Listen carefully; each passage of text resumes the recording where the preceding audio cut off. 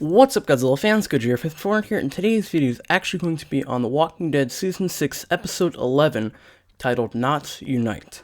So yeah, guys, this episode, again, was kind of a slower-paced episode. There wasn't actually really a lot of action at all. There were just, like, two big action scenes. And, yeah, so this episode is actually not going to be a top 5. I know you guys might have seen that in the title or the thumbnail. That's just gonna be like my label from now on. Like, yeah, people like Mr. Sunday Movies, 6 things you missed. It's not usually always 6, you know. It might be 12 or 4. That's just gonna be my new title kind of system. So, yeah, that's why. The reason why, though, is because there really wasn't a lot to work off of on this episode. So this is just gonna be kind of another standard review, no list or anything like that. Just me addressing certain things that I thought were interesting. Alright, so to start it off, I thought that Abraham's decision between Rosita and Sasha was actually pretty interesting. So throughout the whole episode, basically what he does is that, well, you see him walking down with Sasha and stuff like that, talking and stuff like that, and then what happens is that you see him with Rosita, and they're in bed together, and she made a necklace for him and stuff like that, and later on, though, what happens is that basically there's a whole fight scene, he gets knocked down, and then Daryl goes, "Are you okay?" And that's when he goes, "Yeah." You know, he says something like, I can't remember exactly, but he says something like, I'm good or great or something like that. I can't remember. And then you just see the necklace that she made kind of behind him, like he took it off, kind of symbolizing that that he's going with Sasha instead of Rosita. So I just thought that part was interesting. Me personally, I think Rosita is better than Sasha. I also love the whole Hilltop group of people. As we get to see, though, they are struggling. They don't have any ammunition. They have spears and stuff, which is actually kind of funny. It's kind of like they're really going to the old age. And honestly, the house that they showed, I thought that was from Into the Badlands. Like, I can't remember. I don't watch the show. I only watched the first episode. I didn't like it that much. But I thought that was the house from Into the Badlands, and I was thinking, wait, could this be a... Okay, so could Breaking Bad be a prequel to The Walking Dead? Better Call Saul is a prequel to the prequel of The Walking Dead, and, you know, Fear the Walking Dead is a prequel to The Walking Dead, and then you have Walking Dead, which might be a prequel to Into the Badlands. Are they building their own, like, huge universe? I don't know. Just at first glance, I thought that, but then it turns out I don't think it is. You know, I looked up a picture and stuff like that, although they do kind of look similar, and the name, Barringtons or something like that. I know there's a Baron in, Into the Badlands.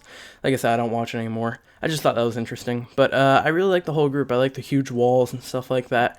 The Hilltop Traders also, that's what I like to call it, when the other people show up and he just stabs Gregory, I think his name was. I like that part. And then Rick's group just like instantly just goes at him. And it's actually a really cool fight scene, honestly. I thought it was actually like, it's very simple, it's simplistic. You know, basically it's just people getting on top of each other, strangling each other.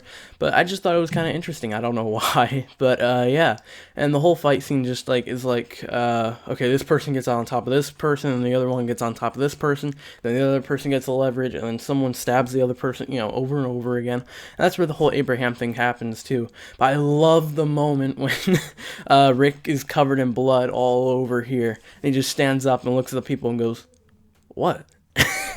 And he doesn't even do it like a, "What are you looking at?" He just goes kind of like, "Did I miss something? Like, what just happened?" You know, it's just so normal for him. And all these people are with spears, you know, getting ready to stab him, and he's just like, "What? I didn't do anything. This is just," you know? Yeah, I just really like that part. Also, though, Maggie had a pretty good part in this episode.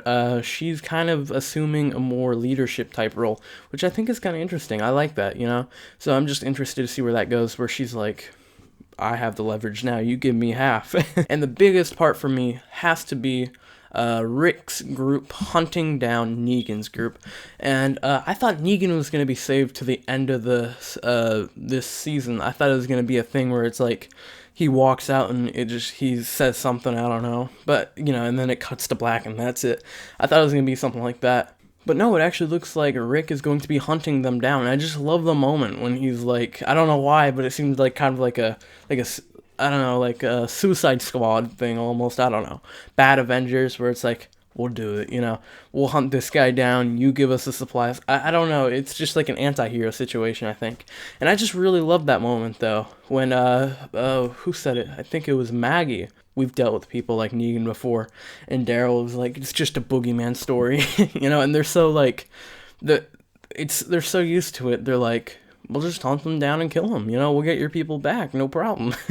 And it's not going to turn out that way. It's probably going to turn out to where, basically they probably get their butts handed to them or something like that. Or wouldn't it be awesome if, like, they all show up and then, because, you know, they're talking like 20 men at most they saw.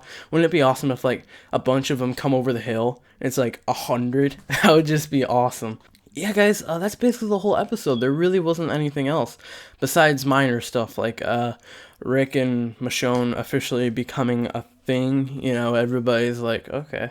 I just love the moment when Jesus, after he gets inside the house, he's like, I'm just waiting for your mom and dad to get dressed, and Carl's just like, what? and then Rick comes out, you know, bare-chested and stuff like that, almost naked, and he sees him, and he's like, oh, this is horrible, you know, as if it wasn't bad enough. But then, like I said, as if it's not bad enough, then Abraham and all them, everybody starts showing up, and he's like, but yeah, guys, that's basically it, though. Thank you guys so much for watching, though. Please rate, comment, subscribe, give big thumbs up, enjoy this video. Also, guys, tell me what you guys think. Did you guys like this episode?